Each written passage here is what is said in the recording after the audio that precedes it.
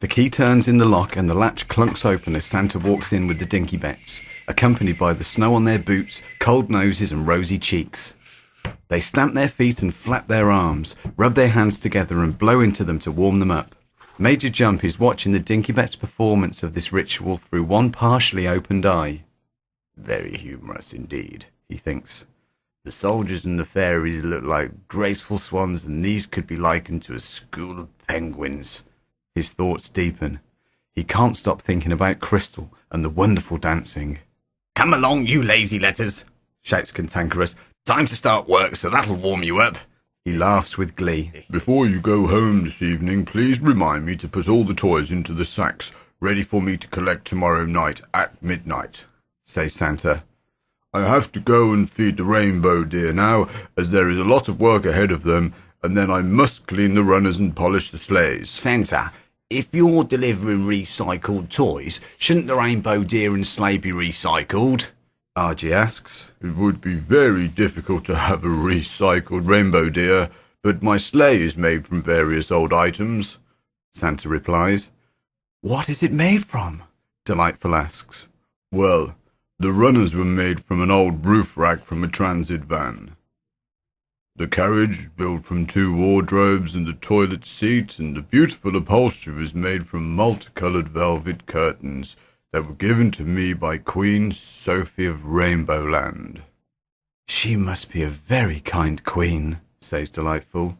"Santa, you could call your sleigh the Ford Wardrobe XR-Loo," Archie and Bargy joke. "Pete would be comfortable driving that." "Come along," Cantankerous interrupts. "There's lots of work to be done and there isn't time for this frivolous behaviour." "Well, goodbye, my teeny beaks. I have to be on my way." "Oh, Santa," they giggle. Wrong. The Dinkybets take their places and begin their duties. Oh dear, I can't find my pastry brush that I left on my workbench." Oh dear looks puzzled. "Are you sure that's where you left it?" Cantankerous snaps. I'm positive," he replies. "Stop work, everyone. Oh dear can't find his pastry brush. We had better search high and low until we find it, because we don't have any more left," Cantankerous orders. They look through the bags of materials, under the workbenches and on the shelves. They search for at least half an hour before Delightful spots something underneath the bottom shelf. "I think I've found it," she cries. Good, well done." Oh dear looks relieved. "It's very strange." Cantankerous sounds puzzled. "Why should it turn up underneath a shelf when it was left on the workbench?" "I don't know, but I've also found this note next to it." Delightful opens it. "Shall I read it?" "Oh, yeah. I need to pee." "Take care of this rainbow dress, for it has magical powers, and anyone that wears it shall dance away the hours.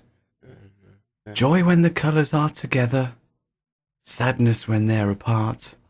It is made from dazzling rainbows and the sunshine from my heart. It was once my dancing gown, made by my own fair hands, a special gift from the Dinkybets, from Queen Sophie of Rainbow Land." There is a silence. Even Cantankerous is speechless. "It must have fallen out of that special dress, and it is really from a queen, because it has the royal stamp on it." There is concern in her voice. "What have we done?" she gasps. "What do you mean?" Empty inquires. "It says it's a magical dancing dress, and there's joy when the colours are together, but there's sadness when they are apart," she answers. "I don't see what you mean." Fool sounds confused. "I do," Grub interrupts. "The colours are apart because half of the dress was used to make Major Jump's uniform." "And we've made Crystal's dress from the rest of it," says Zed.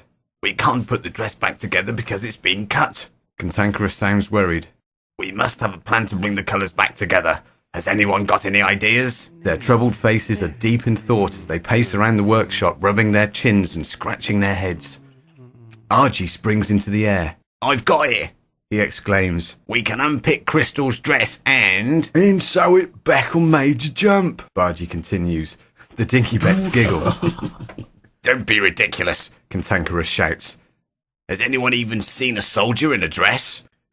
Women soldiers wear dresses," Oh dear replies. Yes, but this is a man with a moustache, Cantankerous answers. Has anyone got a sensible suggestion? Yeah, shave it off, Argy shouts, and then he'll look more like a woman. The Dinkybets are doubled with laughter. I've never heard such nonsense, Cantankerous snaps back. Has anyone got a better idea? Yeah, Bargy shouts. we could stick the moustache on Crystal and give her Major Jump's trousers. This is beyond a joke now. Cantankerous is very nervous. These colours must be brought back together, and it's up to us to find a way. So let's get back to work and try and find a solution to this problem. The Dinkybets are busy making toys all day, and no one is able to think of an idea. They are all extremely unhappy. Don't cry, Delightful. Oh dear pulls out his handkerchief and wipes her eyes. I'm sure we'll think of a way. Tomorrow is Christmas Eve, and I'm really worried, she whimpers. Don't worry. I don't like to see you upset. Oh dear places a hand on her shoulder and gives her a gentle squeeze. We'll find a way, says Argy. Of course we will, Bargy agrees. I'm sure we can overcome a small problem like this, says Grub reassuringly. Anyway, I think we ought to wear happy faces as Santa will be back shortly, and if he notices that we're miserable, he'll wonder why, Cantankerous advises. I suppose you're right, so it may help if Argy and Bargy could cheer us all up, says Grub. I say, what do you call a cockerel that doesn't wake you up? I don't know. What do you call a cockerel that doesn't wake you up? A cock-a-doodle don't. Tell us more, shouts P. Tell us some more what? Santa walks in. It's the terrible twosome up to their antics. Probably because it's Christmas Eve tomorrow and everyone is excited, Cantankerous answers. Christmas is a very exciting time of year, although it is a very busy time for us, which reminds me, I have to put the soldiers and fairies into the sacks ready for collection at midnight tomorrow night, says Santa.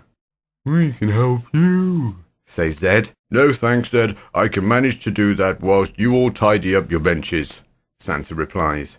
He picks up Major Jump by his raspberry fromage fray and drops him into the sack. What have I done to deserve this? The Major thinks. The Dinkybets are keeping a watchful eye on Crystal as Santa fills several more. Eventually, he puts her into the one next to the Major's sack. Delightful whispers to Argy. How can I get back into the workshop tonight? Why? Because if we're going to try and bring the colours together, then Major Jump and Crystal must be in the same sack at the very least. She is concerned. Yes, but don't worry. Me and Bargy will unlock one of the windows for you before we leave. Thank you, she smiles. Don't tell anyone. Cantankerous blows his whistle. Time to go home, he shouts.